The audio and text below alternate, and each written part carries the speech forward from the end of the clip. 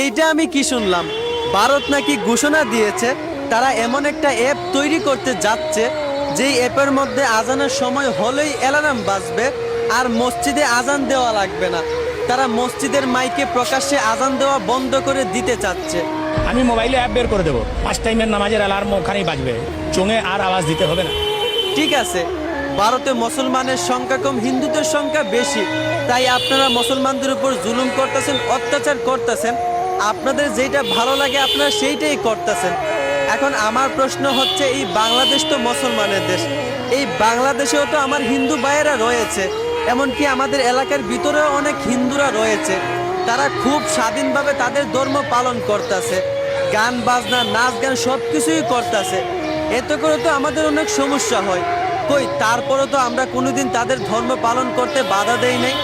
বাধা দিব দূরের কথা, বরঞ্চ আমরা মুসলমানরা তাদের সঙ্গে এত সুন্দর ব্যবহার করি, আমরা তাদের সঙ্গে এত সুন্দরভাবে চলি, অপর দিকে একজন দেখলে বলবে আমরা একে অপরের ভাই।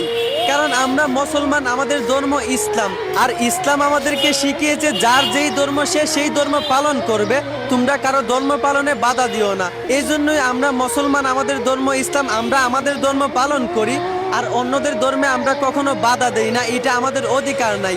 তো আপনারা কেন ভারতে মুসলমানদের ধর্ম পালনে বাধা দিতেছেন? আপনারা কেন মসজিদে প্রকাশ্যে আজান দেওয়া বন্ধ করতে চাচ্ছেন? এই আজানকে কি আপনারা সামান্য কোনো শব্দ মনে করছেন? বড্ড ভুল করতেছেন। ভুলে যায় না, এই বাংলার জমিন ও সিলেট অঞ্চলে এক হিন্দু রাজা ছিল যার নাম ছিল গৌর গোবিন্দ। সে তখন মুসলমানদের উপর অনেক জুলুম অত্যাচার করেছিল।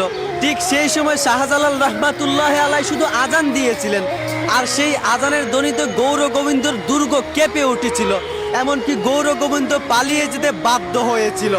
আর সেই আজান আপনারা বন্ধ করতে চাচ্ছেন? বড্ড ভুল করতেছেন। আপনারা কি আল্লাহর সঙ্গে পাঙ্গা নিতেছেন?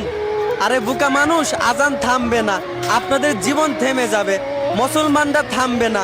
একদিন এই পুরো ভারত মুসলমানদের হয়ে যাবে, কারণ বেঈমানরা যেইটা চায় সেইটা কখনোই হয় না, আল্লাহ যেইটা চান সেইটাই হয়।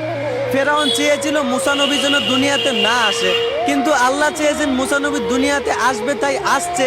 তাও আবার ফেরাউনের গড়েই আল্লাহ মুসা নবীকে বড় করেছেন। অতএব সাবধান, তোমরা যেইটা চাইবা সেইটা হবে না, আল্লাহ যেইটা চাইবেন সেটাই হবে। ভদ্রতা বজায় রাখেন, নিজের ধর্ম নিজে পালন করেন, অন্যের ধর্ম অন্যকে পালন করতে দেন। আশা করি বুঝতে পারছেন। ধন্যবাদ ভাই, আপনি সুন্দর একটা প্রতিবাদী ভিডিও করছেন ভাই। ভিডিওটা সবাই শেয়ার করে দেবেন, সবাইকে দেখার সুযোগ করে দেবেন।